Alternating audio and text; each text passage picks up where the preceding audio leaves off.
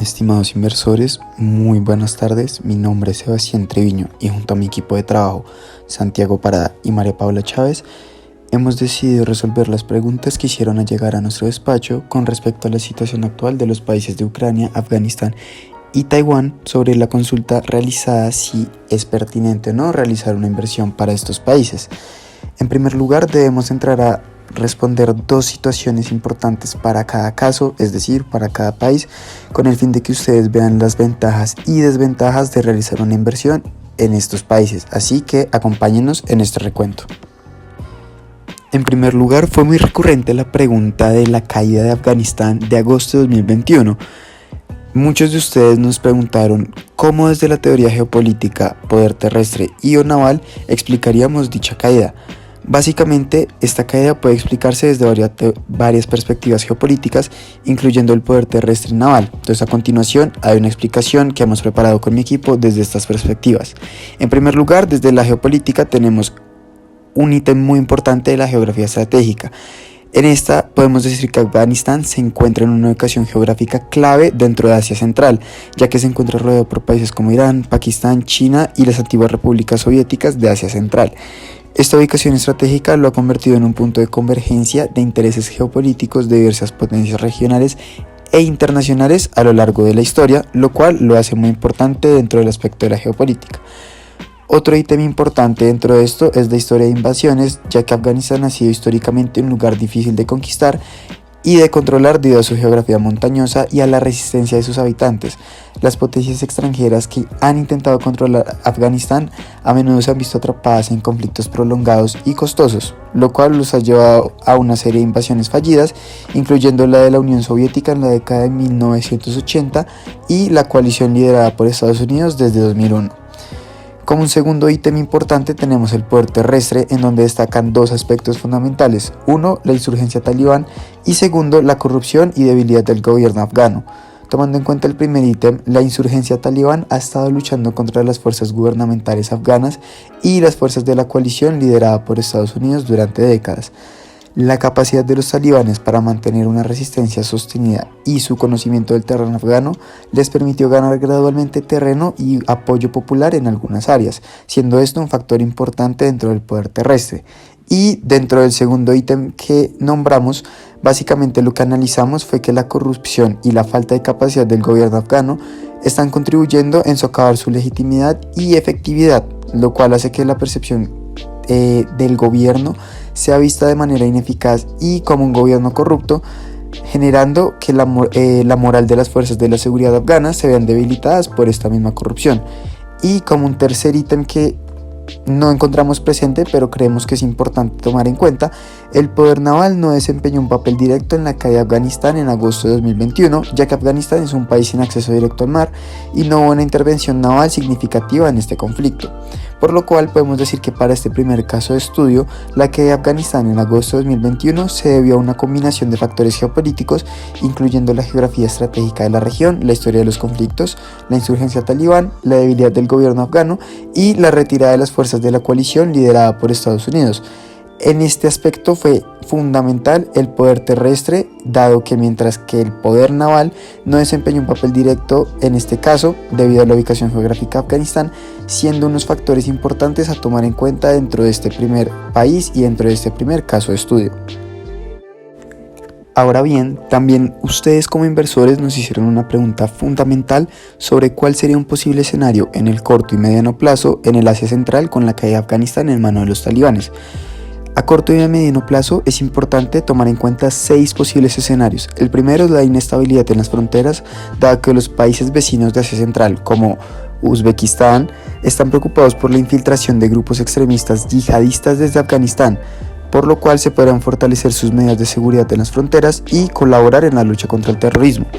Un segundo importante es el tema de los refugiados, ya que se espera un flujo constante de refugiados afganos hacia los países vecinos de Asia Central, lo que podría generar tensiones y desafíos económicos, sociales dentro de estas naciones, las cuales reciban refugiados, y es por esto que los gobiernos de la región deberán enfrentar el desafío de gestionar y ayudar a los refugiados como una muestra humanitaria en este caso.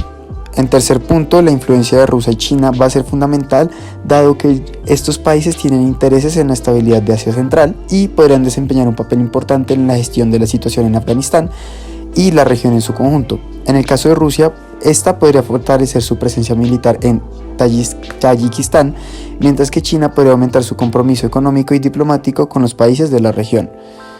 Como un cuarto aspecto, es importante tomar en cuenta el resurgimiento de los grupos insurgentes, dado que la caída de Afganistán en manos de los talibanes podría inspirar a grupos insurgentes en otros lugares, incluida Asia Central, y los grupos étnicos yihadistas como el Movimiento Islámico de Uzbekistán podrían buscar reavivar sus actividades en la región. Casi que por último, la lucha por la influencia regional va a ser fundamental en el corto y en el mediano plazo, ya que potencias regionales como Irán, Arabia Saudita y Pakistán, entre otras, pueden intentar ejercer una influencia en la nueva dinámica afgana y en Asia Central en general. Esto podría llegar a generar un aumento en las rivalidades y las tensiones en la región. Y por último, pero no menos importante, es importante tomar en cuenta el rol de Estados Unidos, dado que este país retiró sus tropas de Afganistán, pero aún podría mantener un interés en la región para prevenir el resurgimiento del terrorismo yihadista. Esto podría implicar la cooperación con países de Asia Central y la presión diplomática sobre los talibanes. Entonces, a grandes rasgos y en resumen, la caída de Afganistán en manos de los talibanes ha creado un escenario complejo y volátil en Asia Central, ya que hay una presencia de múltiples actores interesados y posibles implicaciones en la seguridad, la economía y la política de la región en el corto y el mediano plazo, por lo cual la evolución de esa situación dependerá en una gran medida de las acciones de los actores regionales e internacionales en los próximos años. Ucrania es un país de Europa del Este que, exceptuando a Rusia, es bastante extenso en comparación con los otros que se ubican en ese sector. Cuenta con una posición geográfica privilegiada. Si entendemos a Rusia y a la Unión Europea como potencias o grupo de potencias contrarias, Ucrania está ubicado entre las dos. Además, por su ubicación en el mapa, es un lugar estratégico para el acceso al Mar Negro, y si lo planteamos así, podríamos afirmar que era una de las partes más importantes de la Unión Soviética para mantener esa posición predominante dentro del mercado.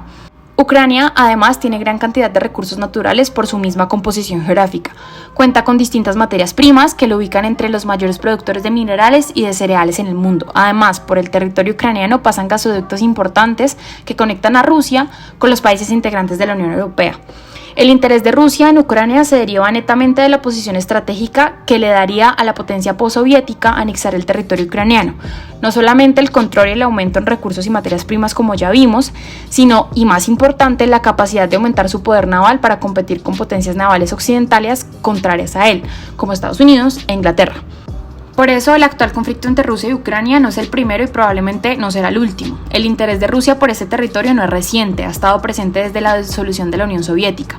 Por esa razón, incluso si no se encontraran en guerra, entrar al mercado ucraniano no es viable.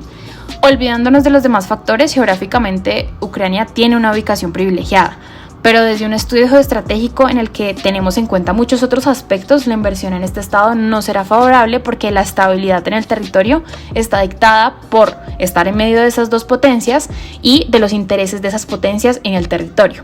Ahora, en el caso hipotético de que la guerra entre Rusia y Ucrania termine en favor de Ucrania, tendremos un desgaste notable en las capacidades militares y económicas de Rusia, que disminuye la amenaza de un posible nuevo conflicto entre esos dos bandos. Pero creemos que para una verdadera estabilidad no es solo necesaria la debilitación de Rusia, sino la prudencia en la presencia de los países occidentales por medio de alianzas como la OTAN. Para entender la situación de Taiwán, es necesario entender su origen. La guerra civil china estalló entre el Partido Comunista de China, liderado por Mao Zedong, y el gobierno de la República China en 1949. Estableciendo la República Popular China en el continente. Ante la derrota inminente del gobierno capitalista, este se retiró a Taiwán, donde continuó existiendo como la República de China. Este marcó el inicio de la división formal entre Taiwán y China continental. A partir de entonces, Taiwán y China continental tomaron caminos políticos y económicos separados. Taiwán se embarcó en un proceso de democratización y desarrollo económico, convirtiéndose en una entidad con su propio gobierno y sistema político. Mientras tanto, China continental se estableció con la República Popular China bajo el control del Partido Comunista Chino. Desde una perspectiva geopolítica, Taiwán es un tema de gran importancia estratégica para China. Esta se encuentra en una ubicación geográfica crucial en el mar de China Oriental, cerca de rutas marítimas que son vitales para el comercio internacional y la economía. El control de Taiwán permitiría a China tener una presencia más sólida en esta región, lo que le daría ventajas estratégicas significativas como el control del estrecho de Taiwán, lugar por donde pasan la mayoría de buques chinos, así como el control del mercado de microchips. Además, Taiwán es considerado por China como parte integral de su territorio, y la cuestión de Taiwán es una de las principales preocupaciones en la política interna china. La recuperación de Taiwán es vista como un objetivo de legitimidad nacional por el Partido Comunista de China, que busca consolidar su control sobre todo el territorio histórico chino. En lo que respecta al poder, en términos de poder terrestre, China tiene una ventaja abrumadora sobre Taiwán. En términos de fuerza militar y recursos humanos, China ha invertido significativamente en su capacidad militar y ha desarrollado una gran fuerza terrestre, lo que le proporcionaría la capacidad de llevar a cabo una invasión a gran escala si así lo decidiera. La capacidad terrestre de China le permitirá llevar a cabo una campaña militar sosteniendo en Taiwán la total ocupación de la isla. Asimismo, el poder naval también desempeña un papel crucial, ya que China ha modernizado y ampliado su marina en las últimas décadas, lo que le proporcionaría la capacidad de llevar a cabo operaciones anfibias y establecer un bloqueo naval efectivo alrededor de Taiwán, como ya lo ha hecho en el pasado. Esto dificultaría la llegada de refuerzos o suministros a Taiwán y aumentaría la presión sobre la isla. Además, China continental ha desarrollado misiles capaces de atacar objetivos en Taiwán, lo que le da una capacidad de disuasión significativa y la capacidad de infligir daño a las defensas de Taiwán desde la costa. Si bien el gobierno de la República Popular China ha afirmado que su deseo de reunificar Taiwán con China continental y ha declarado que considera a Taiwán como una provincia china, en un corto escenario no hay posibilidad de una invasión, ya que China tiene como prioridad el desarrollo económico de la nación para convertirse en el hegemón principal del mundo. Esto lo hace con iniciativas como la nueva ruta de la seda, y consumen en el presente una gran cantidad de recursos chinos. Sin embargo, si lograra quitar el puesto a Estados Unidos como hegemón, una invasión sería inminente, ya que no habría apoyo de una comunidad internacional y Taiwán sucumbiría ante el poder militar chino. Ahora bien, con respecto a si vale la pena o no invertir en estas naciones, cada empresa tiene la potestad de decidir qué hacer con su capital y en qué tipo de sistemas económicos y sociales creer. Sin embargo, aconsejamos no invertir en Afganistán o en Ucrania a un corto plazo, ya que la presencia de conflicto en estos estados hacen inviable la posibilidad de recuperar el capital invertido, y por el contrario se garantiza la pérdida total de capital a manos del gobierno talibán o ruso respectivamente.